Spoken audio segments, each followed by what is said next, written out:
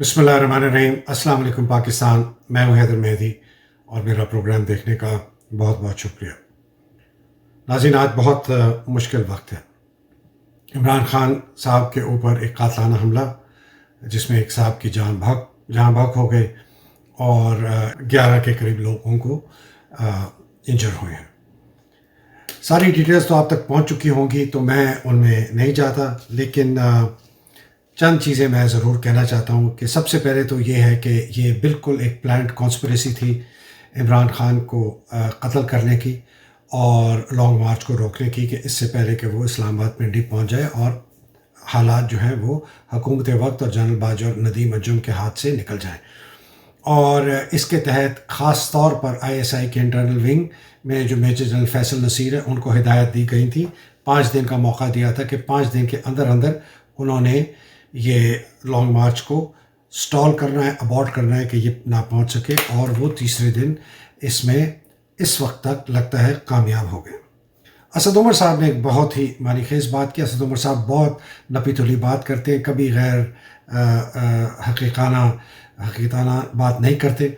उन्होंने कहा है कि जी मुझे इमरान खान साहब ने कहा है कि पैगाम दें पूरे पाकिस्तानियों को और पूरी दुनिया को कि इस कातलाना हमले के पीछे शहबाज शरीफ जो इस वक्त वज़ीर आज़म है और राना सनाउल्लाह जो इस वक्त इंटीरियर मिनिस्टर हैं पाकिस्तान के, और मेजर फैसल नसीर जो इंटरनल विंग के पाकिस्तान के DG internal wing, director general internal wing of ISI हैं।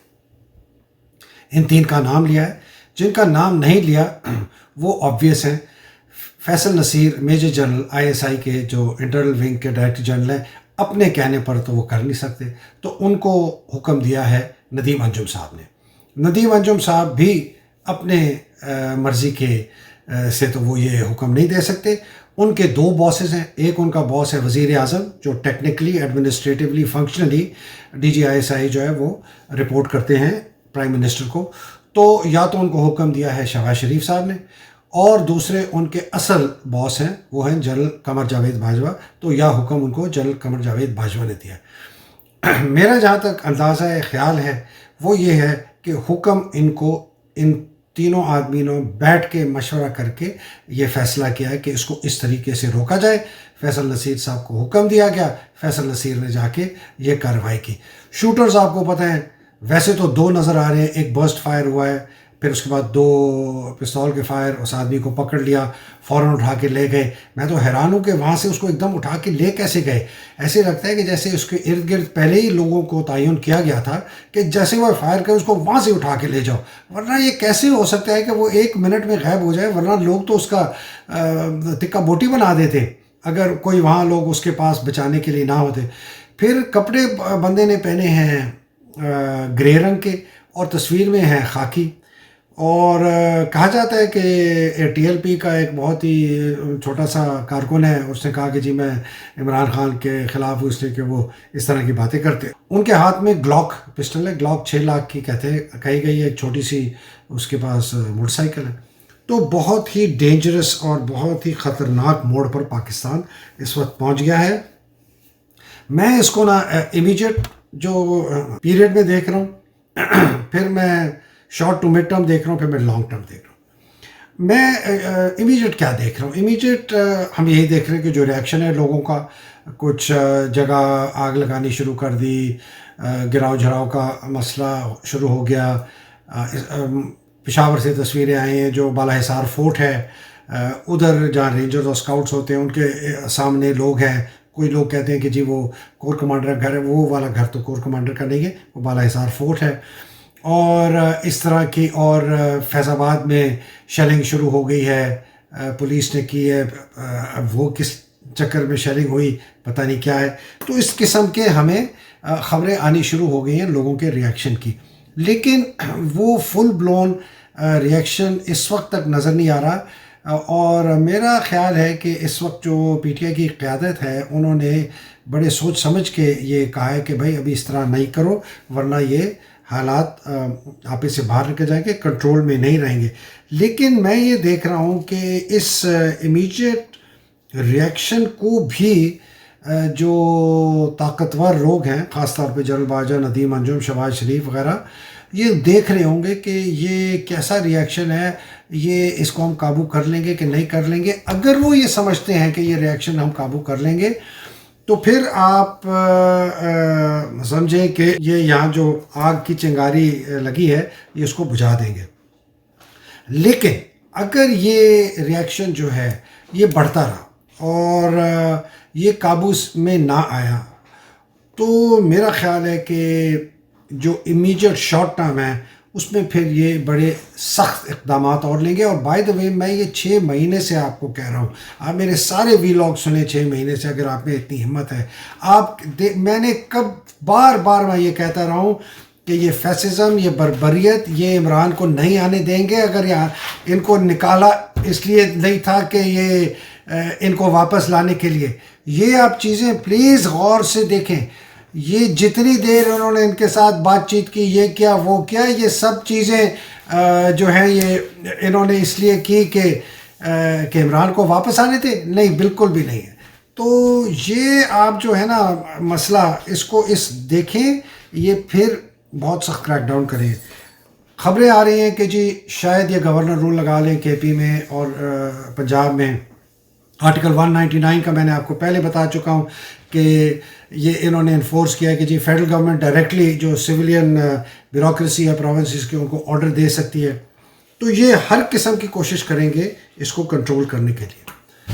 یہ اب آپ ایک بات یاد رکھیں کہ طاقت اس وقت پاکستان میں صرف ایک بندے کے ہاتھ میں ہے, وہ ہے جنرل باجوہ. کسی کو اگر کبھی بھی شک تھا نا تو اس وقت شک اس کا دور ہو جانا چاہیے, ورنہ یا تو اس کو پاگل کتے نے کاٹا ہوا ہے یا وہ خود پاگل ہے.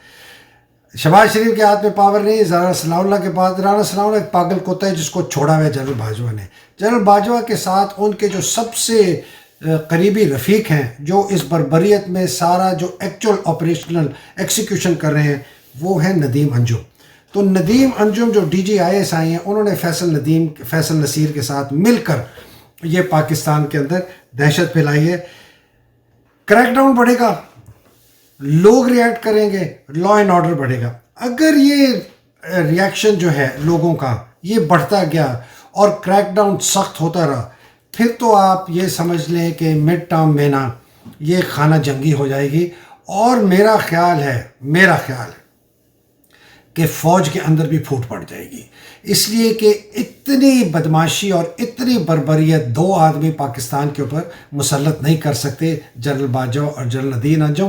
اور باقی جتنے بھی ہوں, کتنے بھی پلاٹ ان کو ملے ہوئے ہوں, کتنی بھی وجہ سے ان کے منہ بند ہوں, میرا خیال ہے 1 آدھا 2 4 6 جو ہے نا وہ نکل کے آ جائیں گے.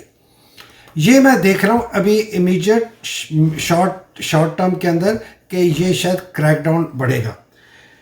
اور اگر ہم آگے چل کے دیکھتے ہیں کہ 29 تاریخ کو نئے آرمی چیف آتے ہیں جو کہ بہت مبینہ طور پر خبریں دائیں بائیں سے آ رہی ہیں کہ جنرل عاصم منیر ہوں گے. پہلے تو یہ مجھے سمجھ نہیں آئے گی کہ جنرل عاصم منیر کو یہ بنائیں گے کیسے. ٹیکنیکلی وہ نہیں بن سکتے. 27 نومبر کو وہ ریٹائر ہوتے ہیں, 29 نومبر کو باجوہ ریٹائر ہوتا ہے. تو اگر باجوہ 29 کو ہوتا ہے یہ 2 دن کیسے کھائیں گے. میرے سے کسی نے سوال پوچھا ایک ٹی وی پروگرام, میں نے کہا جی جو بندہ پاکستان کو کھا گیا جنرل باجوہ, جس نے پاکستان کو بیچ دیا ایک بیرون ملک, جس نے پاکستان کو بیچ دیا شہباز شریف, نواز شریف اور زرداری کے ہاتھوں, اس کے لیے 2 دن کھانا کوئی مشکل کام نہیں ہے جنرل باجوہ کے لیے. اور سمدھی ان کے بیٹھے ہوئے ہیں ڈیفنس سیکرٹری, تو وہ اپنے سمدھی سے کہیں گے اس کا نام شامل کر دو. کیا وہ ٹیکنیکل بات کریں گے مجھے نہیں پتا. میں نے ڈیفنس سیکرٹری سے بات کی ہے پرانے, وہ کہتے ہیں ٹیکنیکلی نہیں ہو سکتا. کس طرح کریں گے مجھے نہیں سمجھ. سنا ہے کہ وہ آئیں گے. اگر وہ آگے, یہ بھی کہا جاتا ہے کہ وہ بہت قریب ہیں باجوہ صاحب کے سمدھی کے, جنرل اعجاز امجد کے. بلکہ یہ بھی کہا جاتا ہے کہ ان کے جو بیٹے ہیں جنرل اعجاز امجد صاحب کے چھوٹے بیٹے کرنل حیدر امجد, لیفٹنٹ کرنل, بہت ہی آرڈنری بڑے ویک افسر ہیں, ان کو آگے بڑھانے میں ان کے پروفیشن میں جنرل عاصم منیر کا بہت ہاتھ تھا. بلکہ ان کو انگلینڈ بھیجنے میں اسٹاف کالج میں بھی ان کا بہت بڑا ہاتھ تھا. تو اس لیے یہ اور کہا بھی جاتا ہے کہ نواز شریف صاحب نے ان کو اوکے بھی کر دیا. کوئی بھی آتا ہے, سعید شمشاد آتے ہیں یا اظہر عباس آتے ہیں, یہ ٹاپ 3 میں ہیں. عاصم ٹاپ 3 میں ہو نہیں سکتے ٹیکنیکلی, اس لیے کہ وہ 2 دن لیٹ ہیں. لیکن اگر ان کو رکھ بھی لیتے ہیں تو وہ نمبر 1 2 تیسرے اظہر, ان تینوں میں سے 2 آنے ہیں. اگر ان میں سے 2 کوئی بھی آ جائے اور چیف بن جائے اور یہی چلتا رہے اسی طریقے سے آئی ایس آئی میں ندیم انجم قائم رہے، آئی ایس آئی کا ڈائریکٹر جنرل، اور اسی قسم کی بربریت جو ہے فیصل نصیر اور فہیم رضا اور راشد نصیر لاہور والا جو سیکٹر کمانڈر ہے، فہیم رضا اسلام آباد والا، یہ کرتے رہے، تو آپ سمجھ لیں کہ کچھ تبدیل ہونے کو نہیں ہوئے گا اور یہ بربریت چلے گا. پھر تو میں آنیسٹلی آپ کو بتا رہا ہوں، پھر تو میں خانہ جنگی دیکھتا ہوں، اور وہ خانہ جنگی اس حد تک ہو جائے گی کہ اچھا برا، امیر غریب، بڑا چھوٹا، کالا پیلا نیلا، کوئی بھی جو ہے نا، وہ پھر اس جو ایک یہ ریلا آئے گا نا، یہ غصے کا اور تباہی کا، یہ سب کو بہہ کے لے جائے گا. اور خدا نہ خواستہ انٹرنیشنل انٹرونشن ہو جائے گی پاکستان کے اندر. وہ کہیں گے جی ان کے پاس نیوکلیر ہتھیار ہیں، ان کو قابو کرو، ہم نیوکلیر ہتھیار بھی کمپرومائز کر دیں گے. یہ ایک بہت ہولناک سیناریو ہے. اس سے بچنے کے لیے ابھی بھی وقت ہے. یہ آپ ایک ٹپنگ پوائنٹ سے تھوڑا 1-2 انچ آپ پہلے رک چکے ہیں. اگر خدا نہ خواستہ عمران خان کو کچھ ہو جاتا اور ان کی موت واقع ہو جاتی، تو یہ قتل و غارت ہے، یہ آج ہی شروع ہو جاتی. یہ رکی ہوئی ہے. ابھی بھی فری اینڈ فیئر الیکشن کرائیں، جو بھی جیتے وہ آئے، اور اس کے بعد پورا مکمل ریفارم ہو. اس میں اگر اداروں کو بالکل سرے نو سے ہمیں بنانا پڑے تو سرے نو سے بنائیں، انکلوڈنگ دا پاکستان آرمی. دیکھیں جی، 65 سال سے ہم گروی ہیں. ہمیں گردن سے پکڑا ہوا ہے فوجی جرنیلوں نے، کرپٹ سیاستدانوں نے، بغیر کسی سپائن کی ہماری عدلیہ نے، اور تباہ ہوئے ادارے، ہماری بیوروکریسی اور ہماری پولیس اور ہمارا الیکشن کمیشن اور اس قسم کے ادارے. یہ اور اس کے ساتھ جو اشرافیہ ہے ہماری، جس کے اندر ہماری بگ بزنس ہے، اور جس کے اندر ہمارے یہ بہت ہی منحوس قسم کے، جو کہ کہیں سے بھی مذہب کے قریب بھی لیڈر نہیں ہیں، فضل الرحمان جیسے لوگ، اور یہ لسانی جو پارٹیاں ہیں جو خود اب ایک بہت بڑے جاگیردار بن گئے ہیں، ایم کیو ایم جیسے اور اے این پی والے. یہ پکڑا ہوا ہے پاکستان کو، جکڑا ہوا ہے پاکستان. یہ پہلی دفعہ ہے کہ ملک میں ایک چنگاری لوگوں کے دلوں میں آئی ہے کہ یار بس بہت ہو چکا. یہ ناؤ اور نیور کا وقت ہے. اگر اس وقت ہم نے اس نظام کو نہیں اکھاڑا، ہم نے آرمی چیف، خاص طور پہ آرمی چیف کی پاور کو ہم نے قانون کے ماتحت نہیں لائے، ہم نے اس کو آنسریبل نہیں بنایا عدلیہ کے سامنے، جو ریفارمڈ عدلیہ ہوگی، ہم نے اس کو ریفارمڈ ایگزیکٹو کے سامنے آنسریبل نہیں بنایا، ہمیں اس نے قانون، ہمیں پارلیمنٹ کے سامنے آنسریبل بنایا، یہ ملک کو لوٹ کے کھا جائیں گے. یہ سمجھتے ہیں کہ ان کو کوئی اثر نہیں ہو. یہ باجوہ سمجھتا ہے کہ اس کو کوئی نہیں پکڑ سکتا. ندیم انجم کی فرونیت آپ نے پریس کانفرنس میں دیکھی، آپ نے بابر افتخار کے تیور دیکھے. یہ سمجھتے ہیں ان کو کوئی ہاتھ نہیں لگا سکتا. ہم لیفٹیننٹ جنرل ہیں، میں 3 سٹار ہیں، اس کے 4 سٹار ہیں. میرے گھر کے سامنے جو گارڈ لگی ہے اس کے 500 میٹر تک کوئی گاڑی نہیں آ سکتی. کسی کور کمانڈر کے گھر کے سامنے سے آپ گزر کے تو دکھائیں، مجھے آ نہیں سکتی. سمجھتے ہیں ہم بڑی بڑی دیواروں کے پیچھے ہم بچ جائیں گے. کوئی نہیں بچے گا. جب عوام کا غصہ نکلے گا، آپ میں سے کوئی بھی نہیں بچ جائے. شاید کچھ لوگ جہازوں میں بھاگ جائیں، آپ کو سالوں لوگ پرسو کریں گے.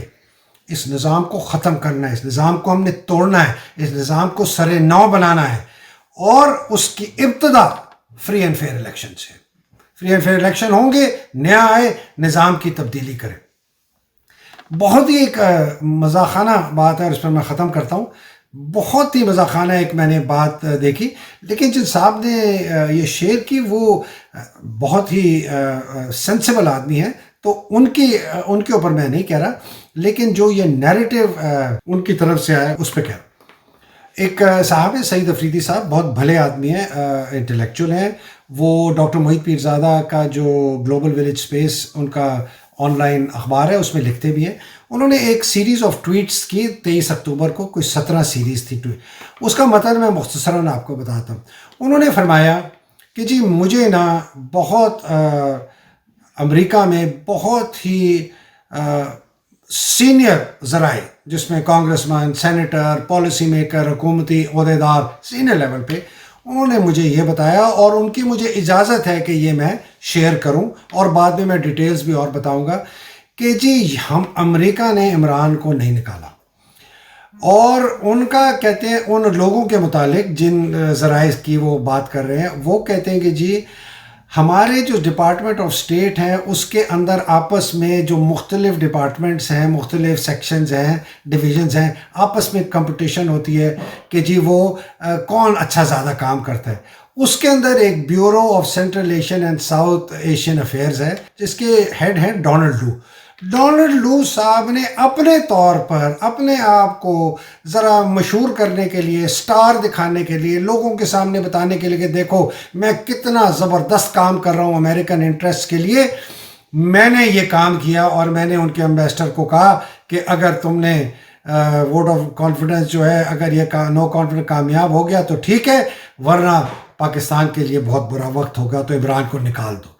یہ اس میں جی امریکہ کی اسٹیٹ پالیسی کا کوئی حصہ نہیں تھا، یہ ان کا اپنا انفرادی ایک یہ کام تھا۔ اور وہ جب انہوں نے کہا تو جنرل باجوہ نے ان کی یہ بات سن کے یہ سمجھے کہ جی مجھے تو امریکہ سے اب سپورٹ آ گئی ہے عمران کو نکالنے کے لیے، تو انہوں نے پھر یہ کارروائی شروع کی۔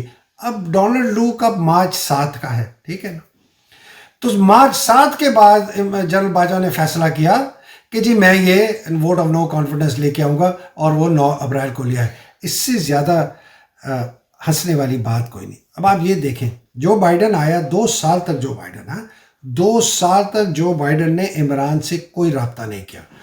اس کا مطلب کیا کہ جو بائیڈن عمران کو ایکسیپٹ نہیں کر رہا تھا ایز دا پرائم منسٹر۔ اگر اتنا اہم ملک ہے آپ کے لیے پاکستان، افغانستان پہ بارڈر ہے، ایران پہ بارڈر ہے، چائنا پہ بارڈر ہے، انڈیا کے ساتھ بارڈر ہے، آپ اس کے وزیر اعظم سے بات بھی نہیں کرتے ہیں 2 سال، تو clear message not acceptable to us. دوسرا، کلائمیٹ چینج کی کانفرنس بلاتے ہیں بائیڈن صاحب، جس میں پاکستان کو وزیر اعظم عمران خان نے نہیں بلاتے، اور پاکستان ان 10 ملکوں میں سے ہے جو کلائمیٹ چینج سے افیکٹو ہے۔ کیا بتاتے ہیں؟ ہمیں منظور نہیں ہے۔ آپ کیا سمجھتے ہیں کہ یہ کانسپریسی 7 مارچ کو کی ہے باجوہ نے؟ یہ کانسپریسی باجوہ نے شروع کی ہے بائیڈن کے آنے کے بعد ان ارنسٹ۔ یہ میں آپ کو بتا دوں کتنے ٹرپ کیے ہیں سلمائی خلیل زاد نے، آپ ذرا دیکھ لیں کتنی دفعہ باجوہ کے ساتھ کون کون ملا، کب سے امریکن ایمبیسی میں رابطے شروع ہو گئے تھے۔ General Bajwa is guilty of treason. General Bajwa غدار ہے۔ جنرل باجوہ نے پاکستان اور پاکستانی فوج کے ساتھ غداری کی ہے۔ جنرل باجوہ نے امریکہ کے ساتھ مل کے عمران کی حکومت کو نکالا ہے۔ جنرل باجوہ لٹیروں کو، ڈاکوؤں کو لے کے آیا ہے۔ جنرل باجوہ آرٹیکل 6 کا مرتکب ہے۔ جنرل باجوہ کو آرٹیکل 6 کے تحت ٹرائی کیا جائے، اوپن، فیئر اینڈ فری، اور اگر وہ گلٹی ہے اس کو وہ سزا دی جائے، کیپٹل پنشمنٹ جو اس کی ہے۔ یہ کتنا عجیب امریکہ کا یہ بیانیہ۔ اب آپ یہ سوچیں، امریکہ جب بھی اس کا ایک کوئی کیس فیل ہو جاتا ہے نا، ان کی کوئی حرکت، تو ادھر ایک بڑی چیز ہوتی ہے پلازیبل ڈینائبلٹی، کہ جی نہیں ہم تو نہیں تھے، اور لوگ اس کو مان بھی لیں۔ پلازیبل ہے کہ ماننے والی بات ہے کہ ہاں نہیں تھے، یا وہ کسی کو مجرم ٹھہرا دیتے ہیں، اس کو کہتے ہیں اسکیپ گوٹ کرنا، قربانی کا بکرا بنانا، تھروئنگ انڈر دا بس، ٹرک کے نیچے پھینکنا، کہ جی یہ بندہ تھا، ہماری کوئی نہیں، اس نے غلطی کی۔ وہ آلیور نارتھ کے ساتھ انہوں نے کیا ریگن میں جب تھا، اور بھی لوگوں کو یہ اسکیپ گوٹ بناتے ہیں۔ ادھر انہوں نے اسکیپ گوٹ اپنے طرف بنایا ڈونلڈ لو کو، کہ جی ہمارا تو کوئی تعلق نہیں ہے۔ بھائی اگر اس نے کیا تو نکالو اس کو فائر کرو، اس کو اس عہدے سے نکالو۔ تو ادھر انہوں نے اسکیپ گوٹ بنایا، قربانی کا بکرا بنایا اس کو، ڈونلڈ لو کو، اور ادھر باجوہ کو ڈمپ کر دیا کہ ہمارے کہنے پہ نہیں، ایسے باجوہ نے خود کیا، غلطی سمجھ۔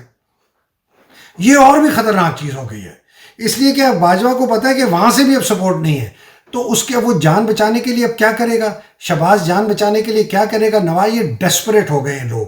یہ جو عمران کے اوپر اسیسینیشن اٹیمپٹ ہے، یہ ایک ڈیسپریشن ہے۔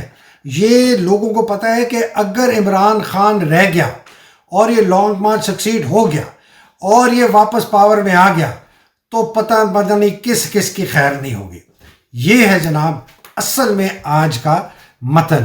نیٹ ریزلٹ کیا ہے پاکستانیوں، کہ وقت اب آ گیا ہے کہ یہ جو افواج پاکستان کا آرمی چیف ہے جس کے پاس بے لگام پاور ہے، اس کے جرنیلوں کے پاس بے لگام پاور ہے، جن کو اعظم سواتی کہتا ہے کہ نہ یہ قانون کے ماتحت ہیں، نہ یہ آئین کے ماتحت ہیں، نہ یہ کسی رول آف لاء کے ماتحت ہیں، اس کو ہمیں قابو کرنا پڑے گا۔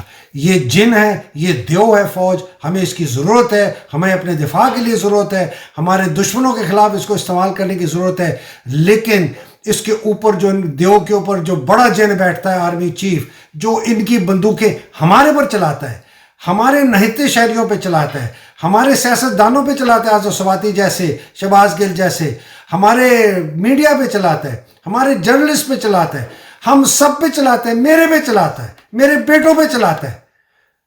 ویسے ہمیں فوجی لیڈر نہیں چاہیے، ویسے ہمیں جرنیل نہیں چاہیے۔ یہ پاکستان آرمی کے سسٹم میں کوئی بہت میجر خرابی ہے کہ اس قسم کے لوگ اوپر لیڈرشپ کی پوزیشن میں آتے ہیں، جرنیل میں، اور جرنیل بنتے ہیں اور ملک کو بیچ جاتے ہیں۔